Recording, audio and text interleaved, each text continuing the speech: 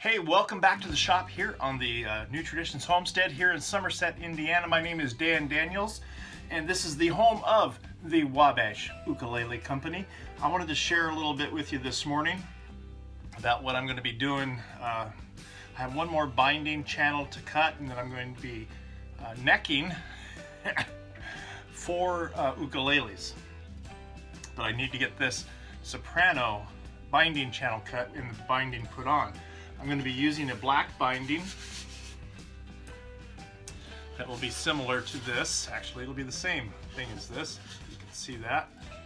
I really like using this black binding. It's, I hate to say it this way, but it's really easy for me and for any luthier. It's one piece binding and it just wraps around simply with wood binding. The reason our wood binding is more expensive is that it takes a really long time to bend it and then to put it on, and it's just more intense and more involved.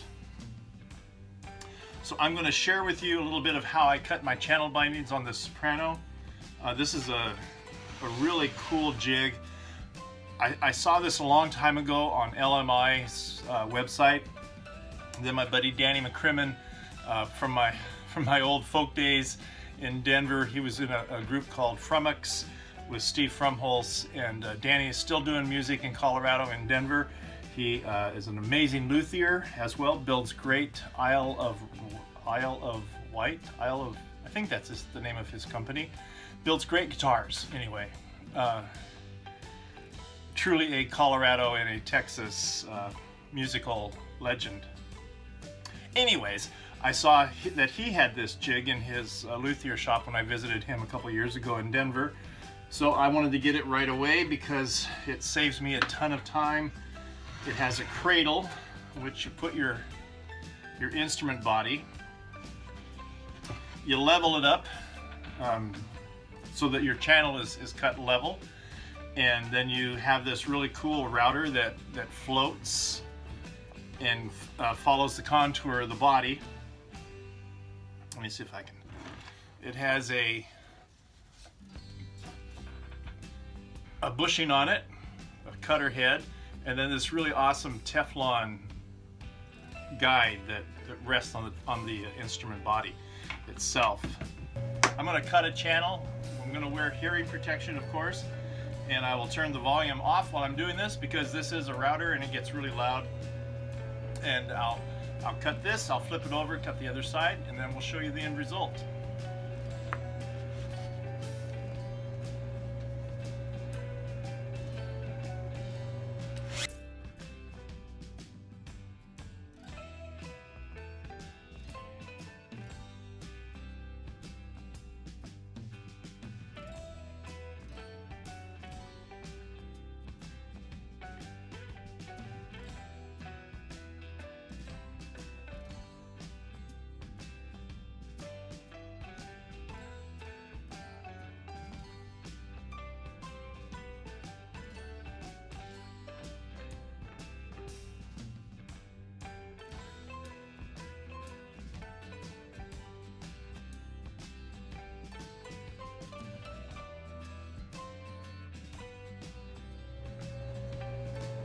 Alright, so I apologize for the pump going, but water is needed in the house, so when the water is needed in the house, the pump goes. And the well is being used. So we've cut the purfling channel on this, or the binding channel all the way around, on the top and on the back. So the next step will be, we just simply lay the binding in. We glue it, and actually what I use is rather than glue with my plastic bindings,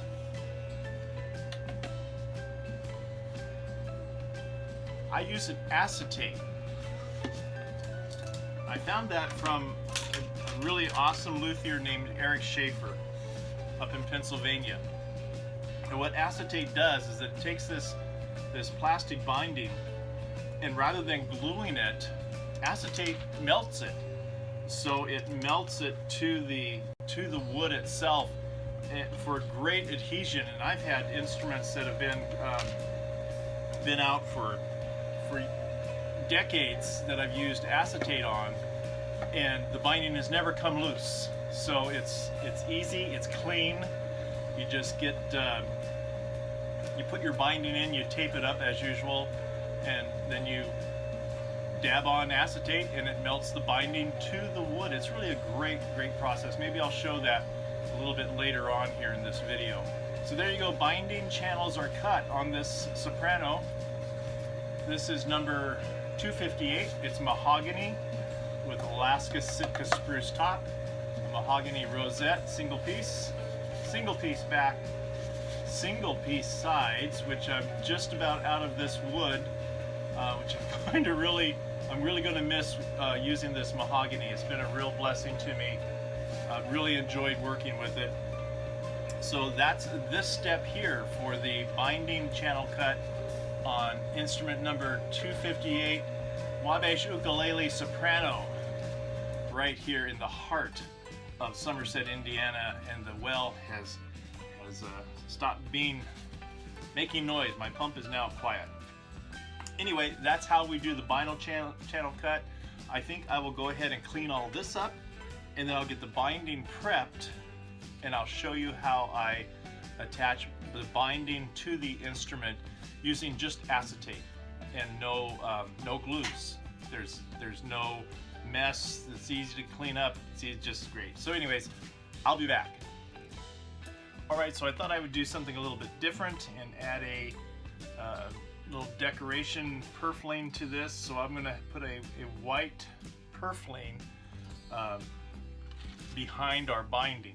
Same principle. I'm gonna use acetone, not acetate, but acetone, which is, just your common like fingernail polish remover type stuff. It's this stuff. And all you do, take a small paintbrush and you just paint it on.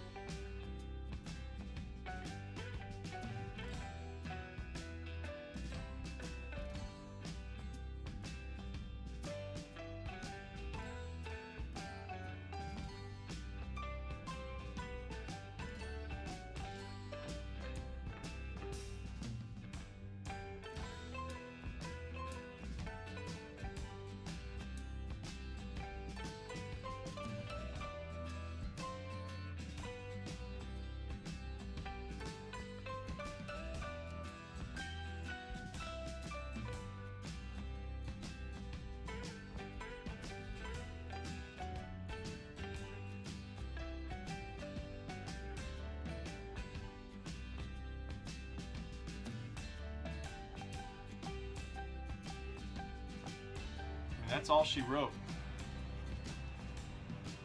The purfling is now melted to the spruce top, and we'll see. We'll see if this works. We'll see together. And if there's any flaws in the adhesion on the purfling, it's not that big of a deal, because all I need right now is to have the purfling held in place.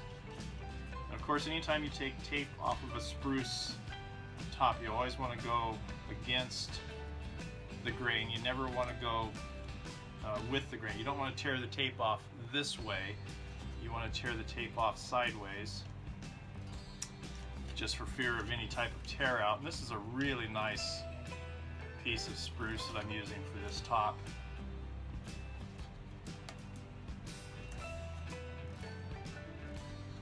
Okay, bear with me, almost there. But as you can see, the purfling is sticking. It's on the instrument. It's not coming off the instrument.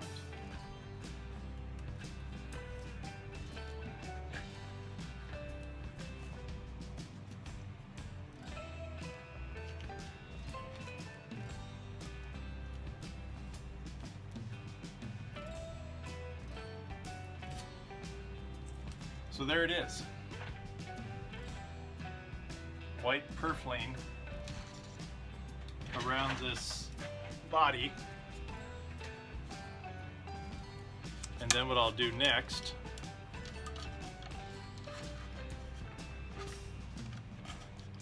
is put the black binding on. So I hope you can see that. And then that will give us the nice contrast of black, white, black.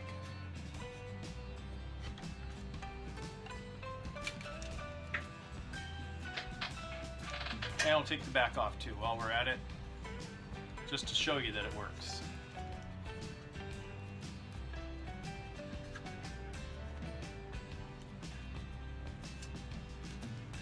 And as I said, all that I need this to do right now is hold the purfling in place. It doesn't have to be super tight.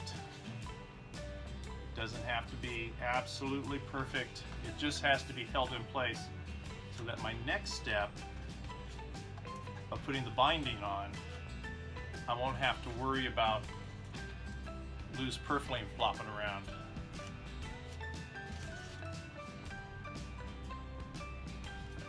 Now I believe I need a little bit more up here on the top.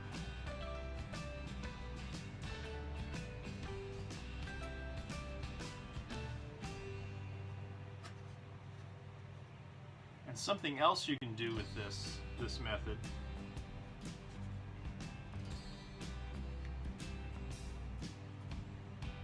is if you have areas that don't match up exactly, you can melt them together with this acetone.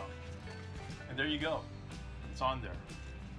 We'll put the black binding on, and that'll be really, really attractive. So that's it. I'm going to get the binding set up and I'll show you how that works, so I'll be back. Alright, so I've got my white purfling, which was this, in behind my black binding, which is this, and everything's taped up and ready for me to apply my acetone. And as I said, this is a procedure that I learned from Eric Schaefer, a guitar builder, luthier in Pennsylvania. I'll put a link to his YouTubes and his website down below. So I just use a small brush and just start applying the acetone to the instrument. I'll do it both around the top, then around the sides, and it melts the plastic binding to the wood. It's a great clean, there's no glue squeeze out, there's very little cleanup as you're at the end of this. So all I'm going to do is just a real light sanding.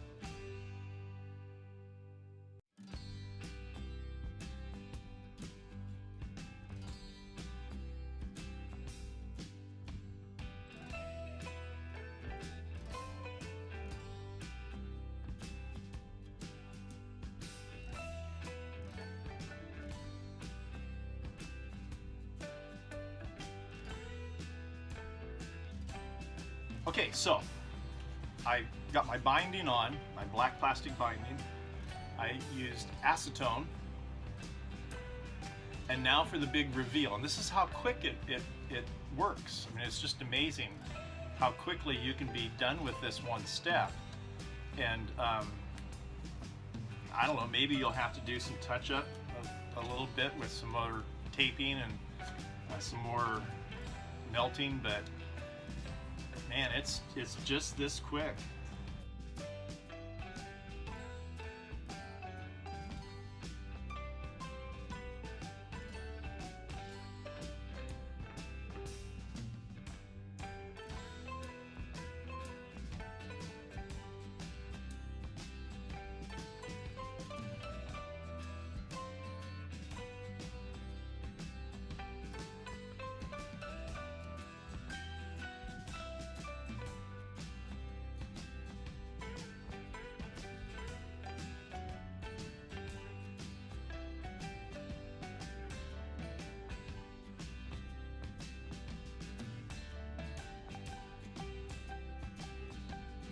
There you go. Top and back. Let's do it this way. Top and back are both bound. Black plastic binding with a white purfling. Again, this is a single piece back, single piece sides. Of course, it's joined here, but you know what I mean. Alaska Sitka spruce top with a mahogany rosette. So just as one last safeguard, I'll go ahead and paint acetone around the entire thing again.